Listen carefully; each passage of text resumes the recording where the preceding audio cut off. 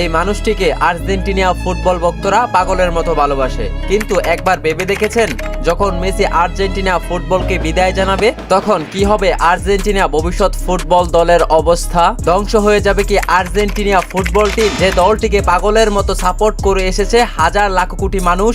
সে দলটি কি শেষ পর্যন্ত সেই পাগল ভক্তদের হতাশ করবে?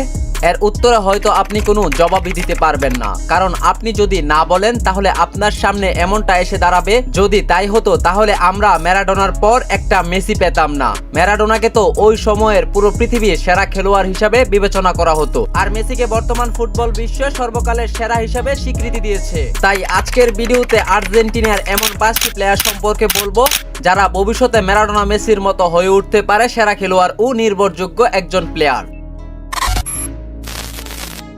এই ভিডিওর 5ম নম্বর তালিকায় রয়েছেন বর্তমানের সকলের পরিচিত মুখ, ক্লাবে এবং আন্তর্জাতিক ফুটবলে দারুণ পারফরমেন্সে থাকা পাওলো দিবালা। পাওলো দিবালা, যিনি আর্জেন্টিনার অন্যতম প্রতিভাবান ফুটবলার। তার জাতীয় দলে অভিষেক হয় 2015 সালের 13ই অক্টোবর। পাওলো দিবালা আর্জেন্টিনার একজন আক্রমণাত্মক মিডফিল্ডার ও ফরওয়ার্ড হিসাবে খেলেন। তিনি অসাধারণ সেকেন্ড স্ট্রাইকার বা উইঙ্গার পজিশনে খেলতে স্বাচ্ছন্দ্য বোধ করেন। তার খেলায় দুর্গতি সম্পন্ন ড্রিবলিং এবং নিখুঁত পাসিং এ দক্ষতা রয়েছে, যা তাকে একটি গুরুত্বপূর্ণ আক্রমণাত্মক অস্ত্র বানায়। পাওলো দিবালা বর্তমানে ইতালিয়ান ক্লাব SM রোমার হয়ে খেলছেন। ক্লাব ফুটবলে পাওলো দিবালার রয়েছে অসাধারণ পারফরমেন্স। দুর্ভাগ্যবশত পাওলো দিবালা ইনজুরি থাকার কারণে আর্জেন্টিনা জার্সিতে বেশ কিছু ম্যাচ খেলার সুযোগ হয়নি। তাই এই কারণে পাওলো দিবালাকে এই ভিডিওর 5ম নম্বর পজিশনে রাখা হয়েছে। তবে পাওলো দিবালার খেলায় এমন কিছু প্রতিভা পাওয়া যায় যা ভবিষ্যতে হয়ে উঠতে পারে ম্যারাডোনা এবং মেসির মতো একজন নির্ভরযোগ্য আর্জেন্টিনা তারকা। পরবর্তী 4 নম্বর স্থানে রয়েছেন আলহেন্দো গার্নাচো ফেরাইরা। আলেহান্দো গার্নাচো একজন উদীয়মান আর্জেন্টিনা তরুণ ফুটবলার। তার জাতীয় দলে অভিষেক হয় 2022 সালে 26 বিশ্বকাপের বাছাই পর্বের পেরুর বিপক্ষে একটি ম্যাচে। গার্নাচো আর্জেন্টিনার আক্রমণভাগে উইঙ্গার পজিশনে গুরুত্বপূর্ণ ভূমিকা পালন করেন। তার খেলার কৌশলী খুবই আক্রমণাত্মক এবং প্রতিপক্ষের রক্ষণাবেক্ষণ ভেঙে তার দক্ষতা চমৎকার। যদিও তিনি এখনো আন্তর্জাতিক পর্যায়ে খুব বেশি ম্যাচ খেলার সুযোগ হয়নি, তবুও প্রতিভা ও সম্ভাবনা জাতীয় দলের বড় ভূমিকা রাখার ইঙ্গিত দিয়েছেন। আলহেন্দো গার্নাচো বর্তমানে Manchester United English premier league আক্রমণাত্মক ভাগে একজন গুরুত্বপূর্ণ উইঙ্গার হিসাবে খেলে থাকেন। তিনি 2020 সালে ম্যানচেস্টার ইউনাইটেডে যোগ দেন এবং দ্রুত ক্লাবের একজন প্রতিভাবান তরুণ হিসাবে পরিচিত হন। তার গতিময় ও ড্রিবলিং এবং গোল করার সামর্থ্য তাকে ফুটবল ভক্তদের কাছে জনপ্রিয় করে তুলেছে। তাই আর্জেন্টিনার আলহেন্দো গার্নাচো হয়ে উঠতে পারে যে কোনো সময় আর্জেন্টিনার একজন প্রতিভাবান ও গুরুত্বপূর্ণ খেলোয়াড়।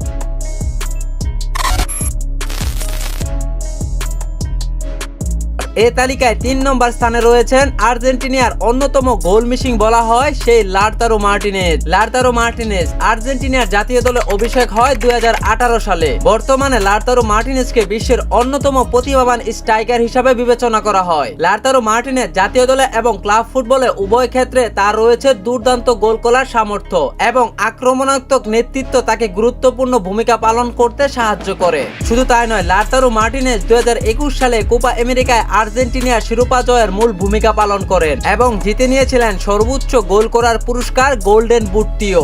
বর্তমানে লাউতারো মার্টিনেজ মেসির সাথে 2021 সালে কোপা আমেরিকা কাপ এবং 2022 সালে বিশ্বকাপ এবং 2024 সালে কোপা আমেরিকা কাপের মতো মঞ্চে লাউতারো মার্টিনেজের রয়েছে অসাধারণ ভূমিকা, যা তার পরবর্তী ক্যারিয়ারকে গড়ে তুলতে পারে আর্জেন্টিনার অন্যতম একজন ম্যারাডোনা মেসির মতো গুরুত্বপূর্ণ ও আস্থাজনক একজন প্লেয়ার।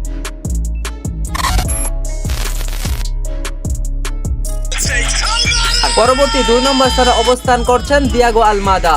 দিয়াগো আলমাদা আর্জেন্টিনা জাতীয় দলে অভিষেক হয় 13 সেপ্টেম্বর 2022 সালে। অনেকেই দিয়াগো আলমাদার খেলার স্টাইল মেসির সাথে তুলনা করে। এই তুলনার কয়েকটি কারণ হলো, দিয়াগো আলমাদা মেসির মতোই দুর্গতি ড্রিবলিং এবং প্রতিপক্ষ রক্ষণাবেদ করার ক্ষমতা রাখে।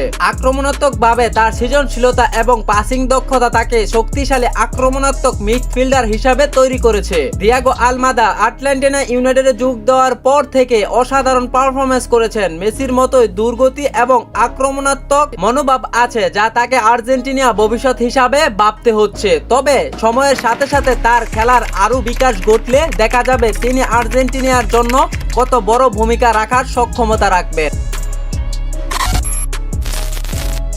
এই তালিকার 1 নম্বর স্থানে রয়েছেন ফাকুন্দে বুনানন্তে। ফাকুন্দে বুনানন্তে আর্জেন্টিনার একজন উদীয়মান ফুটবলার, যিনি আক্রমণাত্মক মিডফিল্ডার হিসেবে খেলে থাকেন। মাত্র 19 বছর বয়সে ফাকুন্দে বুনানন্তে যেমন অসাধারণ গতি ও ড্রিবলিং এর দক্ষতা প্রদর্শন করেন, ঠিক এমন ভাবেই মেসি তার ক্যারিয়ারে পরিচিতি লাভ করেছিলেন। বুনানন্তে তার গতি ও প্রতিপক্ষ রক্ষণাবেদ করার ক্ষমতা দিয়ে মেসির খেলার স্টাইলের সঙ্গে কিছুটা মিল রেখেছে। শুধু তাই নয়, মেসির মতোই দ্রুত চিন্তা ও সিদ্ধান্ত নেওয়ার ক্ষমতা তাকে মাঠের দ্রুত প্লেমেকার হিসাবে গড়ে তুলেছে।